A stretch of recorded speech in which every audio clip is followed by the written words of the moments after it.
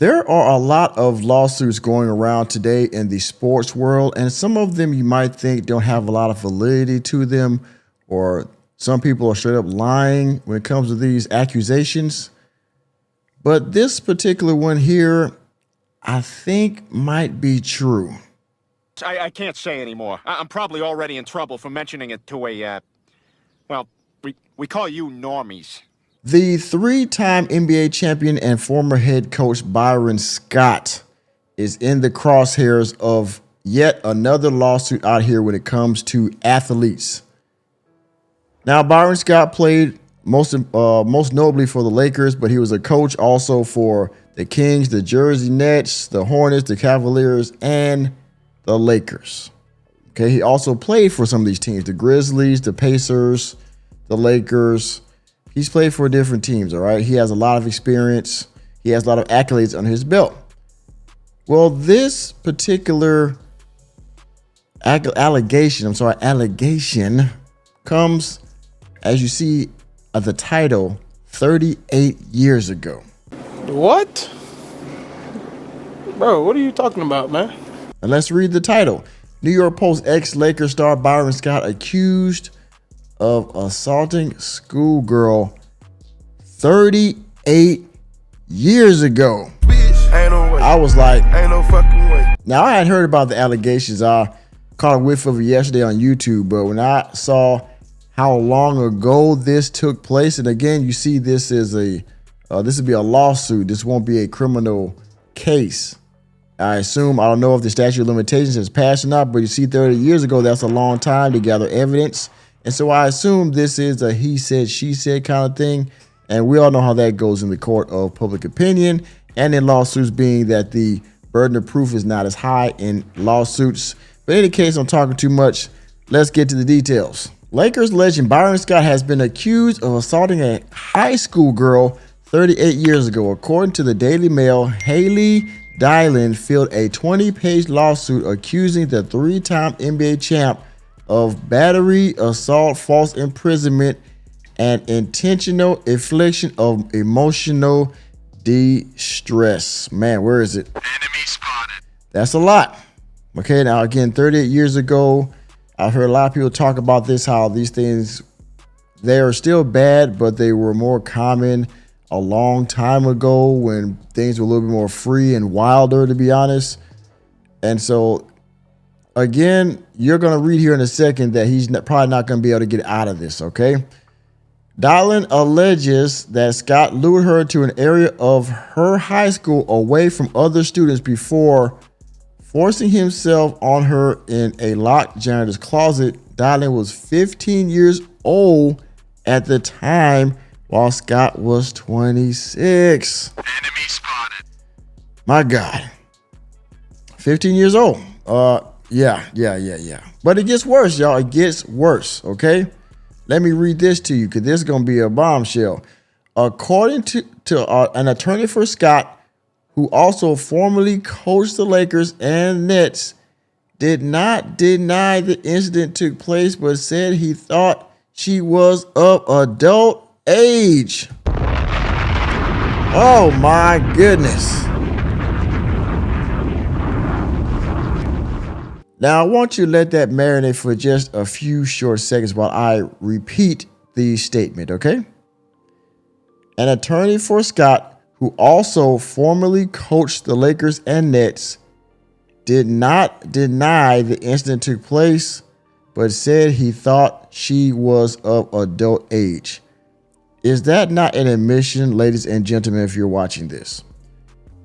Did not deny it happened, but said essentially thought she was an adult.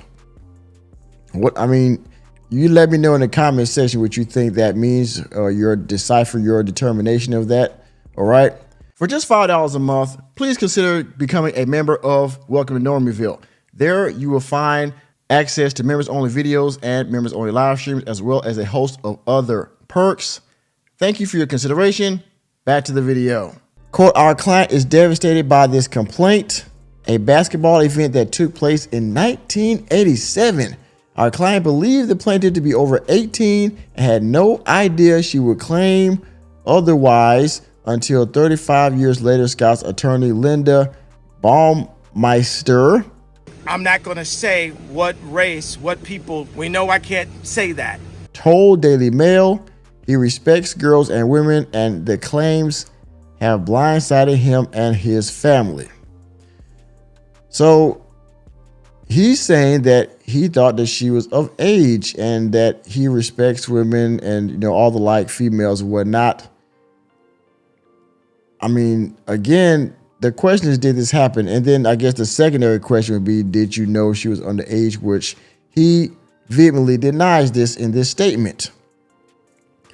Scott, now 64, was married to his first wife at the time. Woo-wee. Okay. So when this happened, he already had a ring on his finger. He was already, what's that word to say, involved? He was already taken.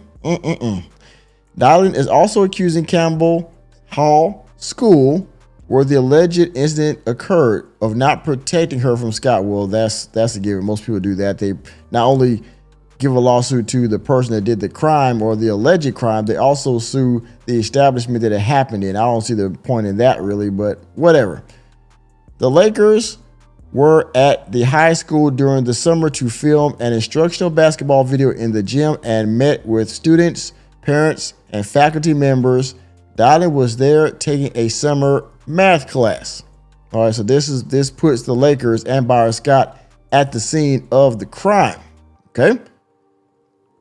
When staff and parents were asked to leave the gym, Scott reportedly told the film crew she can stay while pointing at the 15-year-old Dylan. Enemy spotted.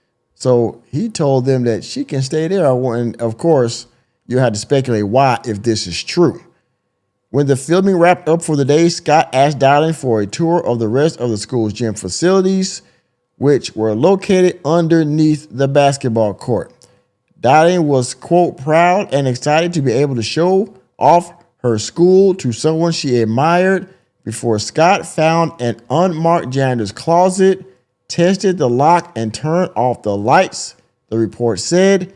He then forcefully grabbed Haley by the arm and pulled her inside the room where she was frightened and confused. Of course, the plot thickens. So now she's in a broom closet. He took her downstairs to give her a tour of the gym, and now she's in a broom closet, scared and locked up. Scott is alleged to have begun kissing her on the mouth, much to her confusion, before pulling off her skirt and pushing her to her knees, trying to force her to perform. Enemy spotted. After pleading for Scott to stop, he eventually allowed her to get dressed and leave. Following the alleged incident, staff and parents had already left the school, so Dylan was left with the players and filming crew. With no way home, Dylan received a ride from Scott while he purportedly discouraged her from telling anyone about what had happened. Scott also allegedly asked another teammate to take her home, to which the teammate responded, "F no, I'm not putting that girl in my car," clearly seeing the inappropriate nature of it. So allegedly, he asked another teammate to drop her off at her house or wherever she was supposed to be going, and the guy said, "No, I'm not doing that." Basically, he had already, peeped out, if you will. He already saw and that this was a bad situation, that this girl was probably underage and that something was wrong. Dylan eventually got picked up by her mom after calling from a payphone. The supposed victim is seeking a trial by jury and over $25,000 in damages of earnings and attorney fees to be paid by Scott and Campbell Hall. So she wants a trial by jury in the lawsuit and over $25,000 in damages. So that, that's it? $25,000 in damages, including loss of earnings and attorney fees.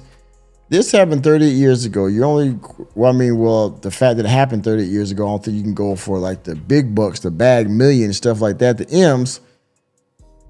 But in the first statement, let's go back up here at the top. Let's read it one more time, okay? Let's get it. Attorney for Scott who was formerly coached the Lakers and Nets, did not deny the incident took place, but said he thought she was of adult age. That is a damning statement. So I don't know if he's going to be able to refute these claims by just saying that alone. You've kind of already incriminated yourself for the whole thing. There are details in here that I'm sure can be disputed by Mr. Scott. It happened 38 years ago, so we're going to need witnesses. I don't know if this woman's mom is still alive, if she told her mom what happened afterwards, things like that. So there's a lot of context missing. There's a lot of evidence missing. Right now, of course, it's still her word against his. So I guess we'll have to see what happens. But it ain't looking good if what he said was true. All right, just saying. And with that being said, thank you for attending another episode of Normieville. You know me, I'm just Normie, here to bring you the latest and greatest in sports and entertainment. Let me know what you think about this. Another lawsuit to another athlete for inappropriate behavior down in the comment section. Please hit the like button, hit the subscribe button, and the notification bell, and we're out of the door, and I will see you on the next video.